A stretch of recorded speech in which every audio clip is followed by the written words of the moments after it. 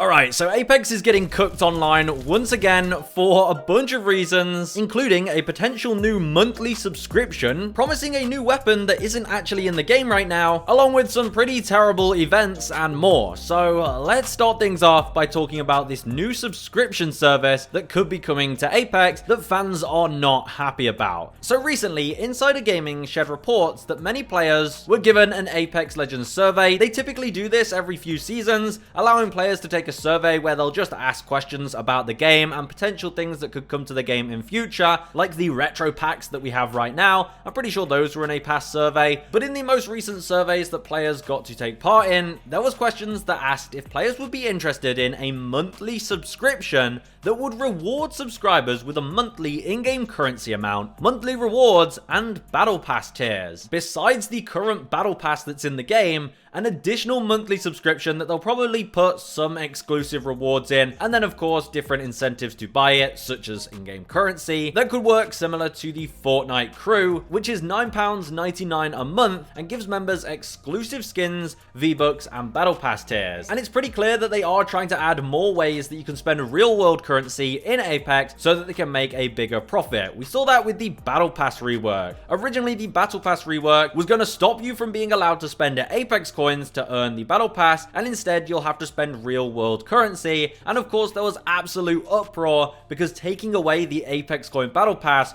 was a big no-no. So because EA failed the battle pass rework, it looks like they're looking at other options such as this monthly in-game subscription where the only choice is to pay real world currency, and they'll probably offer you a pretty large amount of Apex coins just to get you sucked in to the subscription service. Games love subscription services, one, because it allows them to forecast their profits really easily since it's a monthly fee that's always the same, but also it's very easy to get people sucked in to constantly renewing their subscription once they've felt the benefits of having it once. Let's say you have this subscription for $9.99 and the first month you get a bunch of Apex coins and some pretty exclusive skins, and you're like, you know what, this is pretty nice. And if you decide to stop this subscription, you'll no longer be getting the exclusive access to those skins or the extra Apex coins, and you'll feel like you're missing out, making you want to just keep your subscription renewing. And when you have a subscription, it often feels like you're spending less money than you are because it just runs in the background. You're not always reminded of how much you're spending. $9.99 a month would be £120 per year on Apex. Now at the moment, EA hasn't officially announced that they are going to be doing this. Of course, it was just in a survey, but as we've seen in the past, some of these things they ask players about in the surveys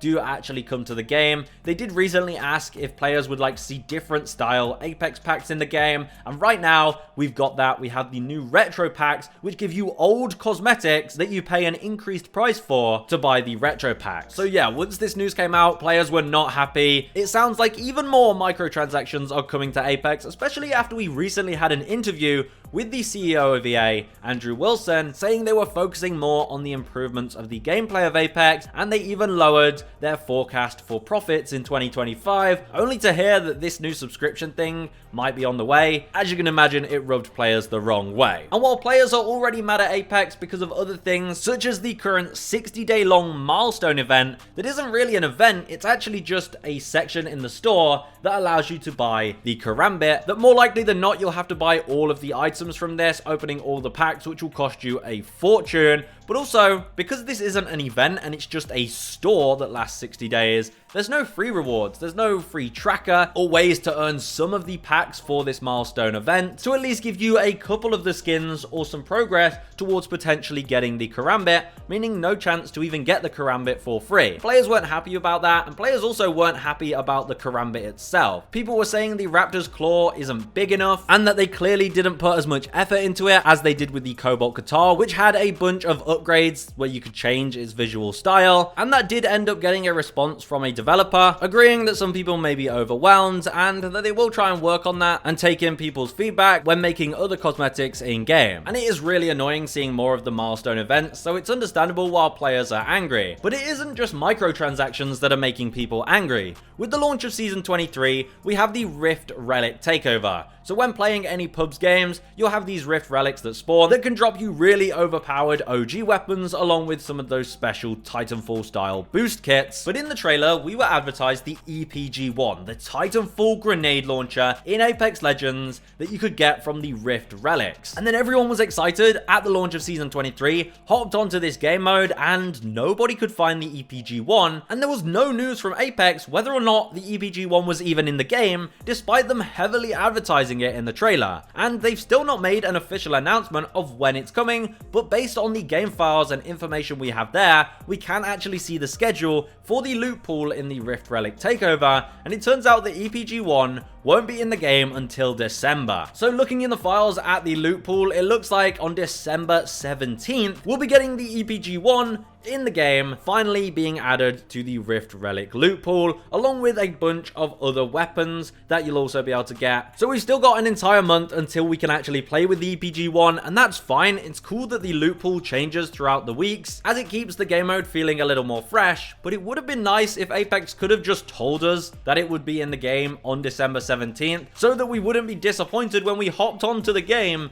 trying to find this Titanfall weapon with absolutely no luck. But at least now, watching this video, you know that EPG-1 is going to be in the game from December 17th by the looks of it, based on the game files, so now you know what to expect. And in other quite topical news, I don't know whether Apex will be cooked for this or will be saved, because it recently came out that EA's CEO, Andrew Wilson, might end up becoming the new CEO of Disney, as this position is opening up soon and Wilson is being considered. Imagine the CEO of EA becomes the CEO of Disney. Imagine logging on to Disney Plus and you gotta level up the Disney Plus Battle Pass before you can watch the latest Marvel movie. But in all seriousness, if Andrew Wilson does become the CEO of Disney, that could mean he'll leave his position at EA, because Disney is a bigger fish, and that will probably take more of your time and effort. And then imagine we get a new CEO at EA, maybe things could change for the better or for the worse for Apex Legends. Of course, all of this is hypothetical. The dude might not even become the CEO of Disney,